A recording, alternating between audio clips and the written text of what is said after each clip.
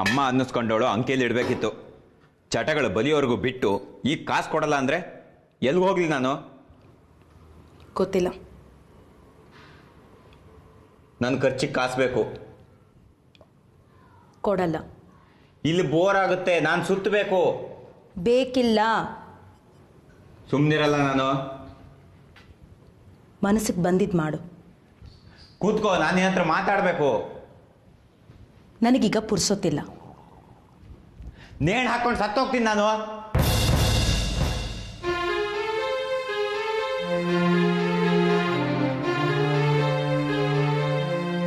ಯಾವಾಗ?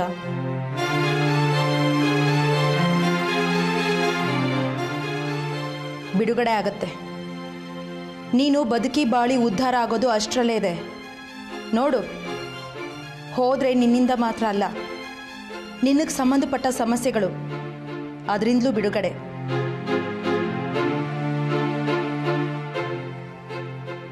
ಯಾವಾಗ? ಕಾರಣ ನೀನು ಅಂತ ಬರ್ದಿಟ್ಟು ಹೋಗ್ತೀನಿ. ಪೊಲೀಸ್ ಕೇಸ್ ಆಗತ್ತೆ, ಅನುಭವಿಸ್ಕೋತೀನಿ ಬಿಡು. ಅಭ್ಯಾಸ ಇದೆ ಅಂತೀಯ? ಏನಂದೆ? ಸಾವು ಸಂಬಂಧಪಟ್ಟ ಪೊಲೀಸ್ ಕೇಸು ಅಭ್ಯಾಸ ಇದೆ ಅಂತೀಯ? ತಲೆ ಕೆಟ್ಟಿದ್ಯಾ ನಿನಗೆ? ಯಾರ ಸಾವು ಹೇಳಲಿಲ್ಲ ನಾನು, ಯಾವ ಪೊಲೀಸ್ ಕೇಸು ಹೇಳಲಿಲ್ಲ ನಾನು. ನಾಗರಾಜ ಬಂದಿದ್ನಾ? ಏನಾಗಿತ್ತು ಅವತ್ತು? ತಲೆಗೆ ತುಂಬ ಹೋದ್ನಾ? ಅಪ್ಪ ಬಂದಿದ್ದು ಗೊತ್ತು, ಬಾಗಲು ತೆಗೆದಿದ್ದು ಗೊತ್ತು. ರಸ್ತೆಯಲ್ಲೇ ಸತ್ತಿದ್ರ ಅಥವಾ ಒಳಗೆ ಬಂದ ಮೇಲೆ ಸತ್ತಿದ್ದ?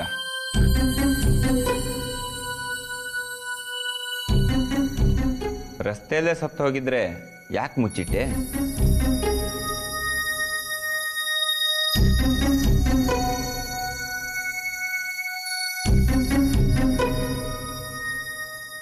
ಇಲ್ಲ ಒಳಗೆ ಬಂದ ಮೇಲೆ ಅಂತಾದರೆ ಹೇಗೆ? ಸ್ವಾಭಾವಿಕವಾಗಿ ಸತ್ರ ಅಥವಾ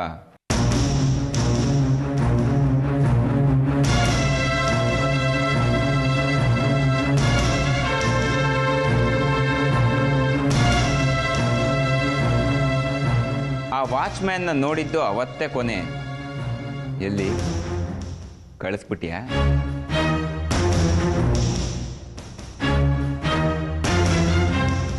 ನಿನ್ ತಾಯಿ ಕಣೋ ನಾನು.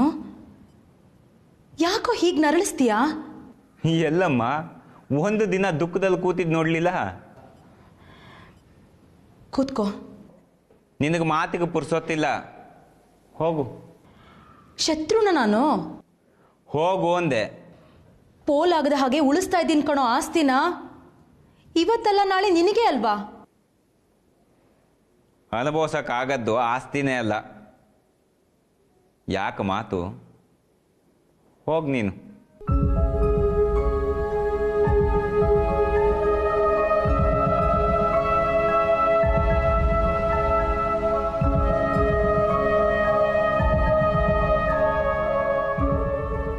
ಎಷ್ಟು ಬೇಕು? ಇಷ್ಟು ಅಂತ ಹೇಗೆ ಹೇಳಿ? ದಿನಕ್ಕೆಷ್ಟು? ನಾನು ಅಲ್ಮೇರಲ್ಲಿಡು. ವಾರ 10 ದಿನ ಚೆಕ್ ಮಾಡು. ಖಾಲಿ ಆದರೆ ಮತ್ತಿಡು.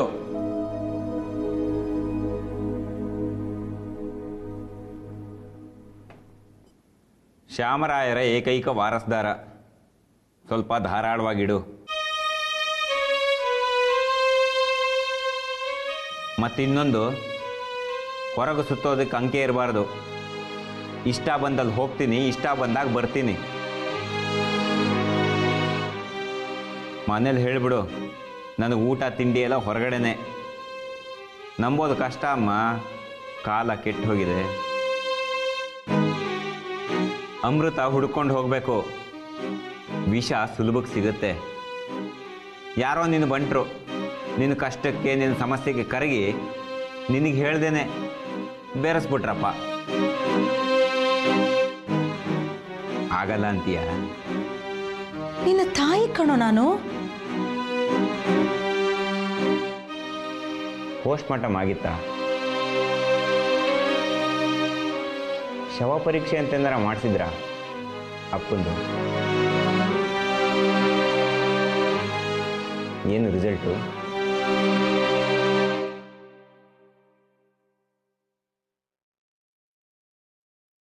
ಗಾಡಿ ತೊಗೊಂಡು ಹೋಗ್ತೀನಿ, ಡ್ರೈವರ್ ಬೇಡ. ಕಾಸು ಕಳಿಸು, ರೆಡಿ ಆಗ್ತೀನಿ.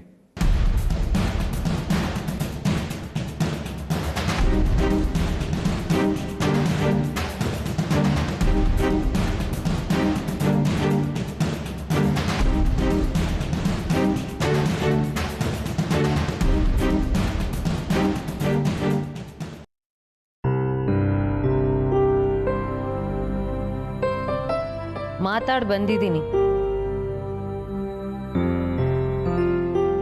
ಸಾರಿ, ಇಟ್ ಮಸ್ಟ್ ಹ್ಯಾವ್ ಬೀನ್ ಎಂಬರಾಸಿಂಗ್. ನಿನಗೆ ಸಂಕೋಚ ಆಗಿರ್ಬೋದು, ಬಟ್ ನಮಗೆ ಚಾಯ್ಸ್ ಇರಲಿಲ್ಲ. ನನಗೆ ಸ್ವಲ್ಪ ಜನಬಳಿಕೆ ಕಮ್ಮಿ.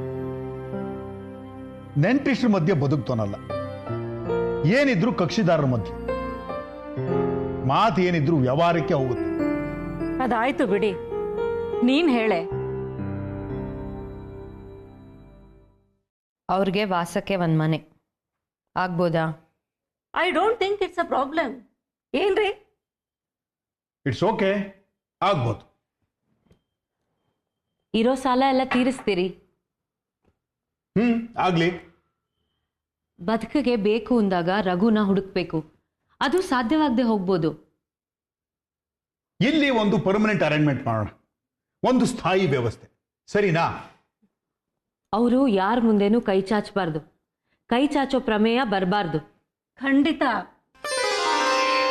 ಅಷ್ಟೇ, ಇನ್ನೇನು? All is well that ends. ನಡೀರಿ ಹೋಗೋಣ. ಬಹಳ ದಿನಗಳ ಮೇಲೆ ಮನೆಯಲ್ಲಿ ಒಂದು ಸಣ್ಣ ಸುಖದ ಸನ್ನಿವೇಶ. Let us celebrate. Come on. ಒಂದೆರಡು ನಿಮಿಷ, ನನ್ನೊಂದೆರಡು ಮಾತಿದೆ.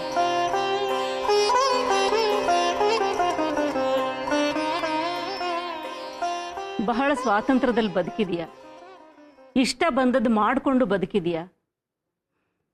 ಹಠ, ಮೊಂಡುತನ ಎಲ್ಲ ರಕ್ತಗತ ಆಗಿದೆ. ಅಪ್ಪ ಅಮ್ಮ ನಾವು, ನಮಗೆ ಚಾಯ್ಸ್ ಇಲ್ಲ, ಅನುಭವಿಸಿದ್ದೀವಿ. ಅವನು ನಿನ್ನ ಗಂಡ, ಎದುರಾಡದೆ ಅನುಭವಿಸ್ಲೇಬೇಕು ಅಂತಿಲ್ಲ. ಅವನು ಅನುಭವಿಸ್ತಾನೆ ಅನ್ನೋದಾದ್ರೆ ಅಭ್ಯಂತರ ಇಲ್ಲ, ನೀನು ಮುಂದುವರ್ಸು. ಆದರೆ ಅಲ್ಲಿ ಸಮಸ್ಯೆ ಇದೆ ಅಂದರೆ ನೀನು ತಿದ್ಕೋಬೇಕು, ಹೊಂದ್ಕೊಂಡು ಬದುಕಬೇಕು. ಅರ್ಥವಾಯ್ತಾ ಹೇಳಿದ್ದು? ಇಷ್ಟು ಖರ್ಚು ಮಾಡ್ತಾ ಇದ್ದೀವಿ, ವಾಪಸ್ ಬರಬೇಡ. ಹಾಗನ್ಲಿಲ್ಲ ನಾನು. ಗಂಡನ ಜೊತೆ ಹೊಂದ್ಕೊಂಡು ಹೋಗು ಅಂತ ಹೇಳಿದೆ. ಎರಡು ಒಂದೇ.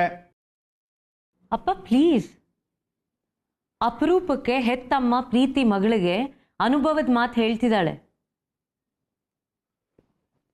ಮುಂದೆ ಸಾಕೆ ಈ ನೆಂಟಸ್ತಿಕೆ? ಇಲ್ಲಿದಾ? ಅಲ್ಲ, ಅಲ್ಲಿದು, ನಿನ್ನ ಗಂಡನ ಮನೆದು. ಮದುವೆ ಆದ್ಮೇಲೆ ನೀನು ನಿನ್ನ ಗಂಡ ಅಷ್ಟೇ ಇರಲಿ ಪ್ರಪಂಚ. ನಿನ್ನ ಮಾವ ಮತ್ತು ನಂದಿನಿ ಅವ್ರಿಗೆ 100 ಸಮಸ್ಯೆಗಳಿವೆ. ನೆಂಟಸ್ತಿಕೆ ಮುಂದುವರೆದ್ರೆ ಎಲ್ಲದಕ್ಕೂ ತಲೆ ಕೊಡಬೇಕಾಗತ್ತೆ. ಅದರ ಅವಶ್ಯಕತೆ ಇಲ್ಲ. ಎಲ್ರನ್ನೂ ಬಿಟ್ಬಿಡು ಅಂತೀಯಾ? Come on, you must be joking. Serious ಆಗಿ ಹೇಳ್ತಿದ್ದೀನಿ. ಅವರ ಅವಶ್ಯಕತೆ ಎಷ್ಟಿದೆಯೋ ಅಷ್ಟು ಕೊಡೋದಾಗತ್ತೆ. ಫ್ಲ್ಯಾಟ್ ಅಂದಿದೆಯಾ, ವಾಸಕ್ಕೆ ಮನೆ, ಅದು ನಂದಿನಿ ಹೆಸರಿಗೆ ಆಗಲಿ. ಮುಂದಕ್ಕೆ ಅವ್ರ ಬದುಕು ಅವ್ರು ಬದುಕೋಬೇಕು, ನಿಮ್ಮನ್ನ ನಿಮ್ಮ ಬದುಕು ನಡೆಸೋಕೆ ಬಿಡಬೇಕು. ಸಾಕೆ, ಬದುಕು ಕಲೀಲಿ ಬಿಡಿ. ಅವಳಿಗೆ ಬೇಕಾದಾಗ ಕಲ್ತ್ಕೋತಾಳೆ. ಲೋಕ ಬದುಕಿರೋದೇ ಹೀಗೆ, ಅದರ ಹಾಗೆ ಬದುಕಿದ್ರೆ ತಪ್ಪಿಲ್ಲ ಅನ್ನೋ ಸತ್ಯ ಅವಳು ಮನದಟ್ಟು ಮಾಡ್ತಿದ್ದೀನಿ.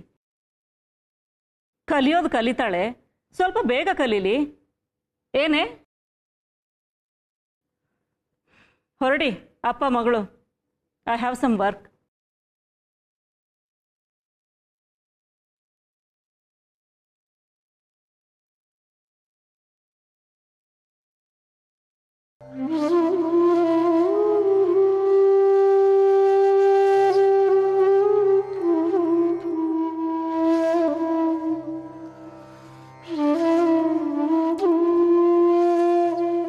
ಏನಾಯ್ತು? ಏನಿಲ್ಲ. ಹೋಗೋಣವಾ? ಮದುವೆ ಹೊಸ ಸಂಬಂಧಗಳನ್ನ ಹುಟ್ಟುಹಾಕುತ್ತೆ ಅಂತ ಸಂಭ್ರಮದಲ್ಲಿದ್ದೆ. ಇಲ್ಲ, ಹಳೇದನ್ನ ಕೊಲ್ಲುತ್ತೆ. It is depressing. ನೀನ್ ಹೋಗು. ಸಾರಿ.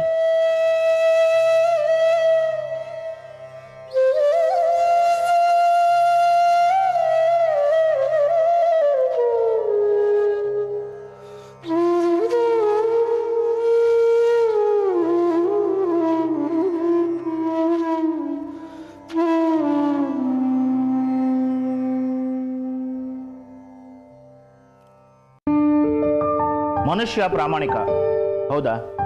ಅದ್ರ ಬಗ್ಗೆ ಅನುಮಾನ ಇಲ್ಲ. ದುಡ್ಡು ಕಾಸಿನ ವಿಷಯದಲ್ಲಿ ಆಸೆ ಇಲ್ಲ ಅಂತ ಇಲ್ಲ, ಅವಶ್ಯಕತೆನೂ ಇದೆ. ಆದರೆ ಕೈ ಚಾಚಬಾರ್ದು ಅನ್ನೋ ಅಹಂಕಾರ ಇದೆ. ಹೆದರ್ತಾರೆ ಅನ್ಸುತ್ತೆ, ತಪ್ಪು ಅನ್ಲಾರೆ. ರಾಜಾರಾಯರ ದ್ವೇಷದ ಹೆದರಿಕೆ ಇದೆ. ಯಾವತ್ತು ರಾಜಾರಾಯರ ಮನೆ ಗೃಹ ಪ್ರವೇಶ? ನಿಖರವಾಗಿ ಗೊತ್ತಿಲ್ಲ. ಪ್ರಾಬ್ಲಿ ಇನ್ 10-12 ದಿನದಲ್ಲಿ. ಮನೆ ಮುಗ್ದಿದೆ, ಫರ್ನಿಷಿಂಗ್ ಎಲ್ಲ ಆಗಿದೆ ಅಂತ ವ್ಯಾಲ್ಯೂಯರ್ ಅಂದ್ರು. ಸರಿ, ಎಲ್ಲ ತನಿಖೆನೂ 2 ವಾರ ಸ್ಥಗಿತಗೊಳಿಸಿ. ಅದ್ಯಾಕೆ ಹಾಗೆ ನೋಡ್ತೀರಾ? Did not expect this reaction from me.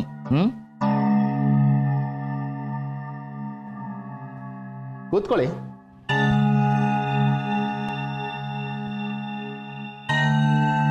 ಈ ವ್ಯವಸ್ಥೆಯಲ್ಲಿ ಕೆಲಸ ಗೊತ್ತಿರೋ ಜನ ಕಮ್ಮಿ. ಈ ಮನುಷ್ಯನಿಗೆ ಕೆಲಸ ಗೊತ್ತಿದೆ. ಪ್ರಾಮಾಣಿಕರು ಕಮ್ಮಿ. ಈ ಮನುಷ್ಯ ಪ್ರಾಮಾಣಿಕ. ಹೆದರಿರಬಹುದು, ರಿಟೈರ್ಮೆಂಟು ಹತ್ರ ಇದೆ. ರಾಜಾರಾಯರ ದ್ವೇಷ ಅಂತಾದ್ರೆ ಅವರು ಕಂಪ್ಲೇಂಟ್ ಬರೀತಾರೆ. ಸುಳ್ಳೇ ಇರಬಹುದು, ಆದರೆ ಒಂದು ಎನ್ಕ್ವೈರಿ ಅಂತ ಶುರುವಾಗುತ್ತೆ. ಅದು ಮುಗಿಯೋವರೆಗೂ ಪೆನ್ಷನ್ ಸೆಟ್ಲ್ ಆಗಲ್ಲ. 2 ವಾರ ಎಲ್ಲ ತನಿಖೆಯನ್ನು ಸ್ಥಗಿತಗೊಳಿಸಿ.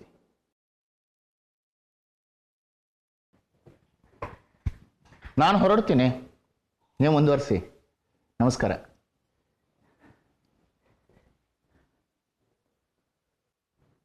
ಬೈ ಅವರನ್ನ ಕರೆದು ಹೇಳಿ ನಿಮ್ಮ ರಿಕ್ವೆಸ್ಟು ಅದಕ್ಕೆ ತನಿಖೆ ಸ್ಥಗಿತಗೊಳಿಸಿದ್ದು ಅಂತ.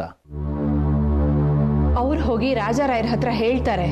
ಮತ್ತೆ ಹೇಳಿ, ನಾನು ಸುತರಾಮ್ ಆಗಲ್ಲ ಅಂದೆ, ನೀವು ಹಠ ಹಿಡಿದು ಒಪ್ಸಿದ್ರಿ ಅಂತ. 4 ಮಾತು ನನ್ನ ಬೈದ್ರು ಚಿಂತೆ ಇಲ್ಲ.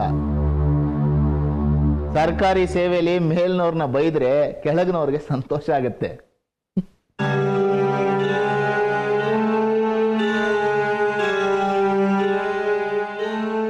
ಗೃಹ ಪ್ರವೇಶ ಕರೆದ್ರೆ ಹೋಗ್ತೀರಾ? ಇಲ್ಲ, ಅವ್ರು ಕರೆಯಲ್ಲ. ಕರೆದ್ರೆ ರಾಜಾರಾಯರ ಕರೆಯೋ ಮನಸ್ಸಿರ್ಬಹುದು, ಆದರೆ ಅವ್ರ ಹೆಂಡತಿ ಒಪ್ಲಿಕ್ಕಿಲ್ಲ. ಕರೆದ್ರೆ ಇಲ್ಲ, ಹೋಗಲ್ಲ. ಮನಸ್ಸೀಗಾಗಲೇ ಕೆಟ್ಟಿದೆ, ಕಷ್ಟ ಆಗತ್ತೆ. ಅದು ಅಲ್ಲದೆ ಹೋಗಿ ಬಂದಮೇಲೆ ತನಿಖೆ ಮುಂದುವರಿಸೋದು ಕಷ್ಟ ಆಗತ್ತೆ.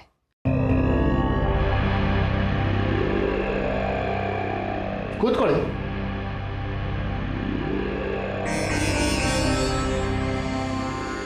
ಕಾನೂನಲ್ಲಿ ತನಿಖೆಗೆ ಇನ್ನೊಂದು ಮಾರ್ಗ ಇದೆ. ಈ ತರಹದ ಸಮಾರಂಭಗಳಿಗೆ ಹೋಗಿ ಅಲ್ಲಿಯ ಖರ್ಚು ವೆಚ್ಚದ ಬಗ್ಗೆ ತನಿಖೆ ನಡೆಸಬಹುದು. ಅವರು ಗೃಹ ಪ್ರವೇಶಕ್ಕೆ ಕರೀಲಿ ಕರೀದೇ ಇರಲಿ, ನೀವು ಹೋಗಬಹುದು. ವಿಷಯ ಗೌಪ್ಯವಾಗಿರಲಿ. ನಿಮ್ಮ ಸ್ಟಾಫ್ನ ಕರೆದು ಹೇಳಿ, ಇನ್ನು 15 ದಿನ ಎಲ್ಲ ತನಿಖೆನೂ ಸ್ಥಗಿತ. ಸದ್ಯಕ್ಕೆ ಎಲ್ಲ ಮುಗೀತು, ಮುಂದೇನೂ ಆಗಲ್ಲ. ರಾಜಾರಾಯರು ಸಂತೋಷದಲ್ಲಿರಲಿ.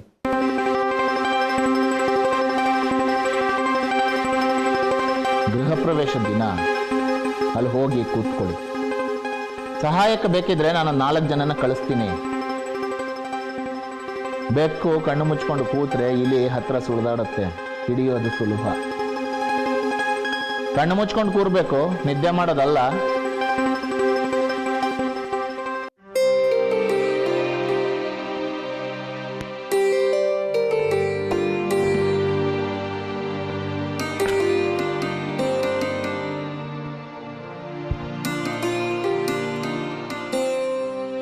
ಮನುಷ್ಯ ನೇರ. ನಾವು ಸುಮ್ಮನೆ ತಪ್ಪು ತಿಳ್ಕೊಂಡಿದ್ವಿ. ಸ್ಪಷ್ಟವಾಗಿ ಹೇಳಿದ್ನಲ್ಲ, ಇವ್ರು ನಮ್ಮ ತಂದೆ, ಇವಳು ನನ್ನ ತಂಗಿ, ಇವ್ರ ಸಮಸ್ಯೆ ಇದ್ದಿದ್ದು ಇಷ್ಟು ಕೊಡಿ. ನಮಗೆ ಬಿಟ್ಟಿದ್ರೆ ಹುಡುಕಿರ್ತಿದ್ವಿ, ಜೊತೆಲಿ ಕೂತು ಕಷ್ಟ ಹಂಚ್ಕೊಳ್ಳೋಕೆ. ಸುಖ ಅಂತೂ ಸಿಗ್ತಿರ್ಲಿಲ್ಲ. ನನ್ ಕೇಳಿದ್ರೆ ರಘು ಮಾಡಿದ್ ಸರಿ ಏನೋ.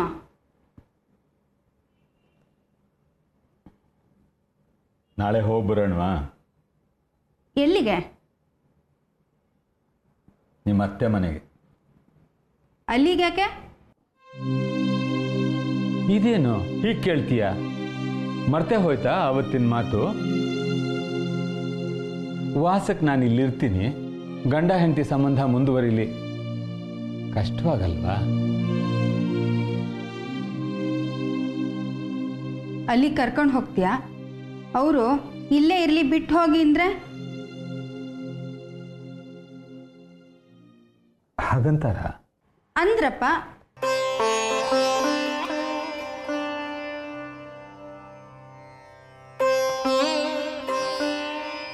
ಎದ್ದೆ.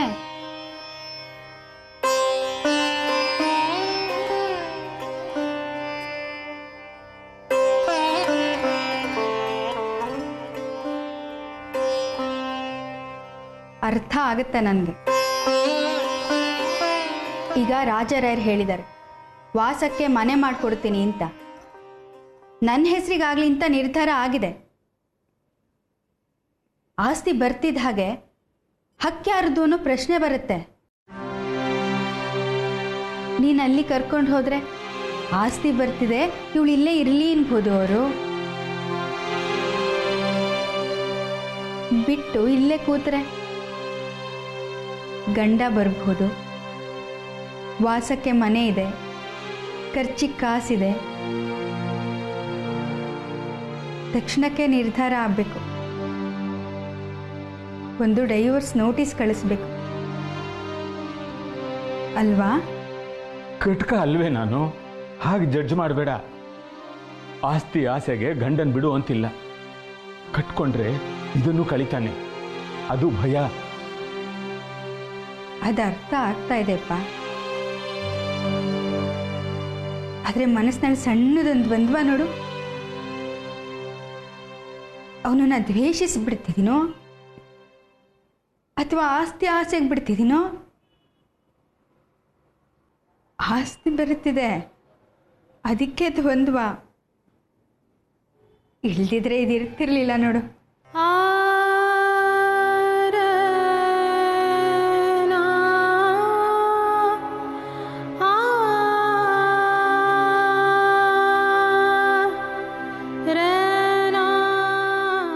ಅಪ್ಪ,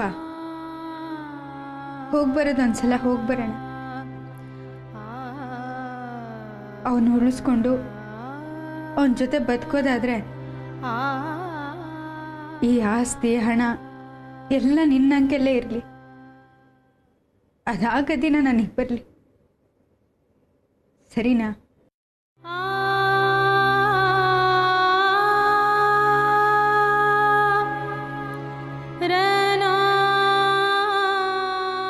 ಗಂಡ ಹೆಂಡತಿ ಸಂಬಂಧ ಹೆಣ್ಕೊಡೋ ಸುಲಭ, ಕಡ್ಕೊಡೋದು ಕಷ್ಟ ಅಲ್ವಾ?